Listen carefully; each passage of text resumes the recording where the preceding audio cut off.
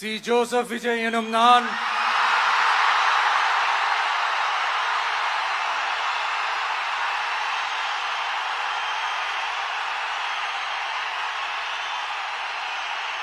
சட்டப்படி அமைக்கப்பெற்ற இந்திய அரசியல் அமைப்பின்பால் உண்மையான நம்பிக்கையும் மாறா பற்றும் கொண்டிருப்பேன் என்றும் இந்திய நாட்டின் ஒப்பில்லாத முழு முதல் ஆட்சியையும் ஒருமையையும் நிலை நிறுத்துவேன் என்றும்